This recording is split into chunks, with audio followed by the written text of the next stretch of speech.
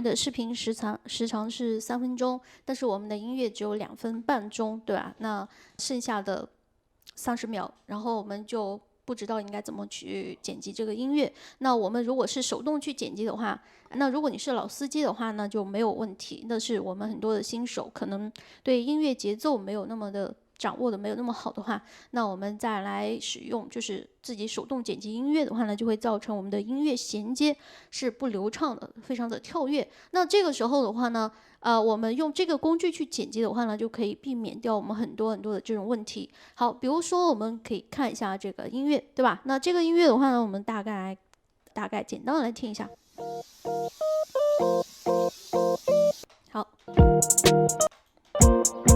好，结尾，对吧？那这个音乐，这个的话是我们这段音乐它的一个大概的内容。那一般我们剪辑音乐的话呢，我们肯定是需要把它全部听完，我们才能去剪的。那这边的话呢，我就不听完了，然后呢，你们可以课下自己去练习的时候，你再去剪。比如说像这一段音乐的话，总共是2分04秒17帧，但是我的影片的话呢是有5分钟，对吧？5分多钟。比如说我现在在5分这里面打一个标记。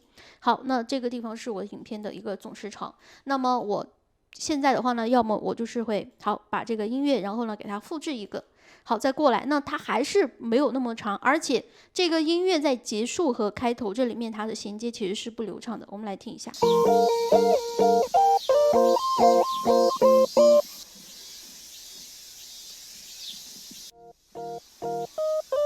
大家感觉没有？是不是我们的音乐，我们明显的感觉到音乐它是弱下去，然后又起来的。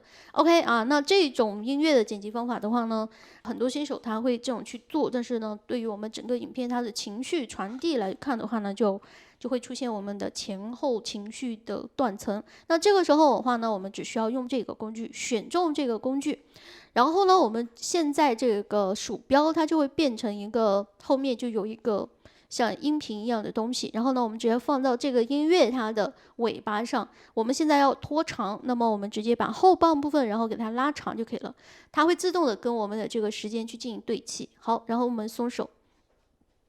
那现在的话，它就提示说剪辑分析，然后我们可以看到，现在的话呢，在这个过程当中，就是现在我们的整个音乐里面，我们可以看到，这里面它有非常多的这样的一些这种弯弯曲曲的。那这些弯弯曲曲的，其实就是我们音乐它的刀口，就是它把这个音乐去进行了一个重新编辑和剪辑。好，剪完了以后，然后呢，让它的时长满足我们的需求，同时音乐在衔接上会更加流畅。那么我们可以把它的刀口大概听一下。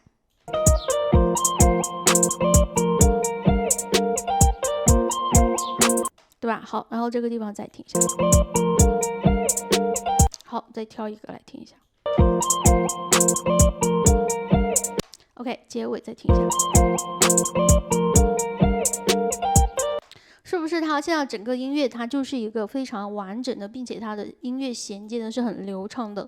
然后呢，一个音乐是不是又能满足我们的需求，然后同时的话呢，它的音乐的衔接呢又很流畅，然后呢，在制作的时候，在剪辑的时候呢，我们的音乐情绪就不会出现断层。好，那往后拖的话呢，是去延长音乐。那如果我们要缩短呢，比如说我们的这个影片它总共就是30秒，对吧？那常规情况下，我们比如说像剪一些这种广告片，那它对于影片的时长，它的要求是非常的严格的，对吧？那比如说现在这个我的影片总共的时长，然后呢就只要30秒，但是的话呢，我的这个音乐这个音乐，比如说我们现在把另外一个音乐给它拖进来，好，上面这个我们先给它 mute 掉啊。好，然后呢，那我们可以看到现在的这个音乐的话呢，它总共时长是，对吧？那总共的一个时长的话呢是1分05秒24帧。然后我们如果要去剪这个剪到30秒，那可能有同学他是会这样去剪的。好 ，C 键，然后直接在这个地方去剪。那么我们的音乐的时长跟我们的时间是非常的标准的对齐的。但是我们来听一下。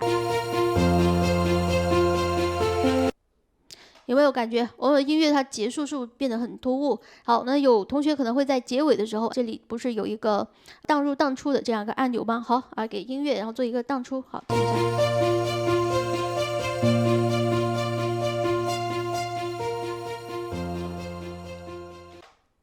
好，然后这个感觉比刚刚的那个直接戛然而止的这个感觉是不是会更好一点？但是我们的情绪是不是没有完？就是我们的情绪是不是不完整的？比如说我们的一个音乐，我们可以好听一下哈，这个音乐它的高潮部分是这样子的。对吧？那音乐高潮部分这样子，但是我们刚刚为了它的时间，我们相当于把它整个音乐的情绪最饱满的这个部分直接给它卡掉了，那这就导致我们这个音乐，我们保留下来的这段音乐是没有情绪最激烈的部分的。那对于我们一个影片来说，那它的节奏感就会弱很多。所以呢，我们可以直接用这个重新混合工具，然后呢把这个音乐给它往前拖，那往前拖就是缩短。好，然后呢我们现在松手，看一下它是如何帮我们去把这个音乐给剪好的。好，那现在我们来看一下，它把我们的音乐剪完了以后呢，大概是剪成这样。我们可以看到前半部分音乐比较缓的地方，它剪了1刀；高潮部分比较激烈的地方，然后它剪了2刀。我们现在来听一下。好。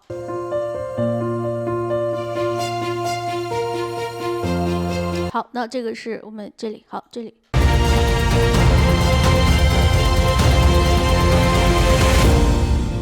对吧？那么我们这一段音乐是不是有前奏、有起伏、有高潮、有结局，对不对啊？那我们的整个音乐的情绪是不是就比较的完整啊？那这个是我们的重新混合工具啊。对于剪音乐来说，其实它是非常好用的一个工具。那这个工具的话，它并不是万能的，就是如果它在剪辑，比如说我们去剪辑一些有这种歌词的、有唱词的这样的一些音乐的时候。那么它的一个使用啊，在用它的话呢，可能就没有那么的便捷。然后它对于剪纯音乐，可能它会更好一点。那像我们来听一下，像这首。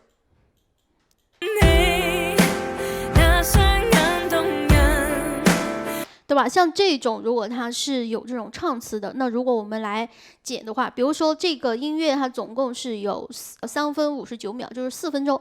然后呢，现在我要给它剪到1分钟。好，1分钟，我们把它竖一下。好，这里1分钟，对吧？然后我们在这里打一个标记。那现在我要把一个4分的音乐给它剪到1分钟。那这个时候，如果我们用这个工具的话，它就会出问题。好，我们来缩一下，看一下它怎么去剪的啊。它可能会比较的慢一点。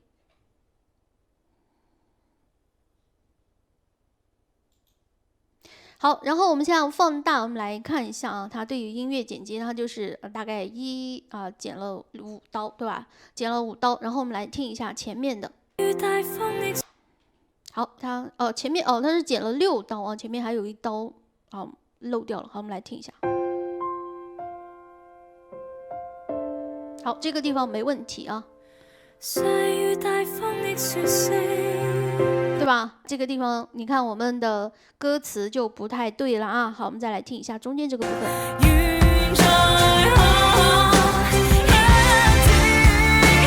好，然后再听。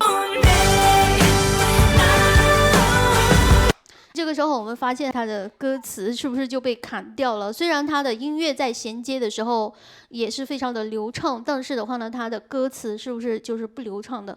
所以呢就很奇怪啊。所以呢，这个重新混合工具它对于剪我们的纯音乐它是非常好用的，但是对于剪我们这种有唱词类的这种音乐的话呢，它就没有那么的好用。所以遇到像这种有唱词的，那么我们还是需要自己手动的去剪辑音乐啊。这个的话呢，我们会在课程上，然后呢会去给详细的讲解，然后大家只需要知道这个工具我们平时在用的时候，对于音乐的处理，然后怎么去使用就可以了。好，然后呢，那这个的话呢就是我们的这节课的内容，然后呢大家课下可以自己去下载一下音乐，然后呢自己来尝试一下啊。那我们就下节课再见了。